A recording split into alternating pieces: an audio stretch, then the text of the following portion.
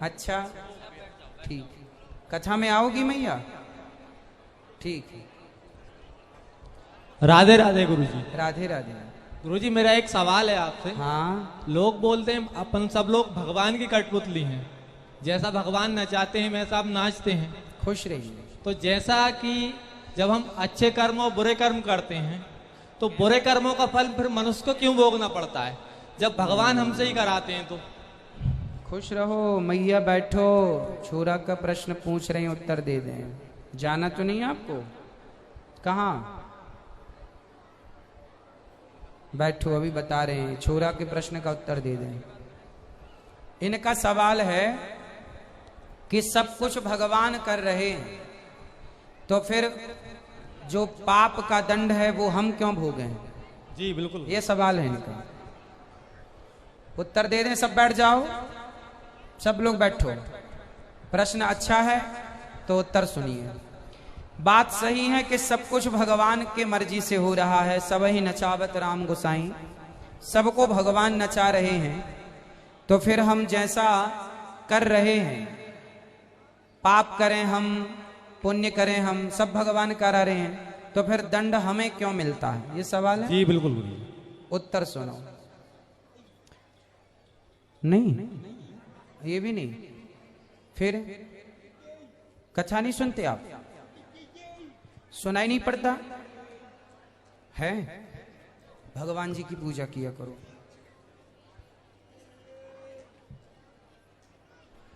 ऐसा है बेटा।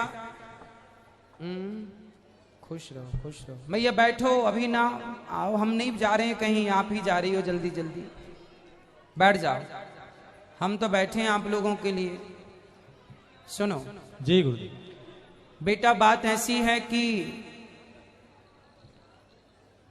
जब आप गाड़ी, आपके घर में गाड़ी है? बिल्कुल गुरुजी। कौन सी गाड़ी है? मेरे पास i10 है गुरुजी।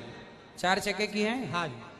सुनो, आप ही चलाते हो कि ड्राइवर चलाता है? मैं ही चलाता हूँ। आप चलाते हैं।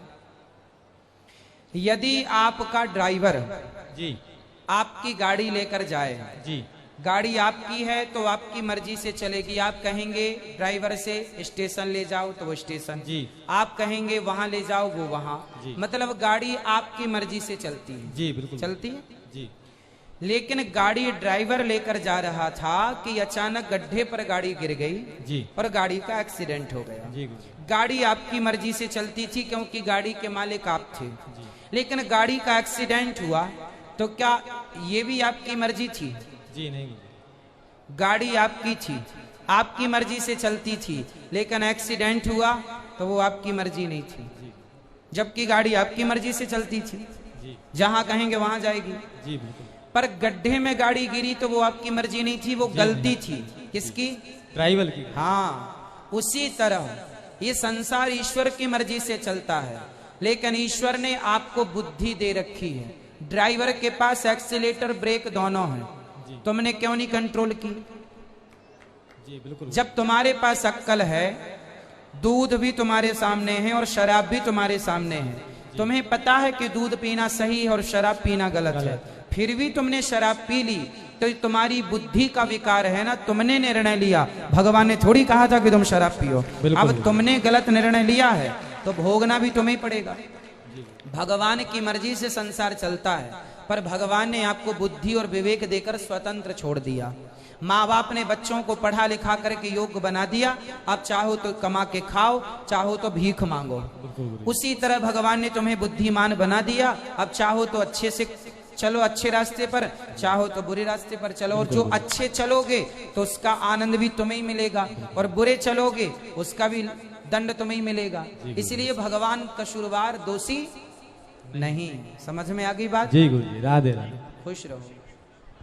गुरुजी राधे राधे। राधे राधे। गुरुजी हम लोग पूरे परिवार के साथ भोपाल से आए हैं। हम लोग पिछले साल इसी महीने में आपसे गुरु मंत्र लिए थे। अच्छा। तो हम लोग का सर दर्शन करने के लिए आपके यहाँ वृंदावन जाने का प्लान था, लेकिन आपका प्लान यहाँ पे आ गया, इसलिए हम लोग को भोपाल से हम लोग यहाँ पे आए हैं।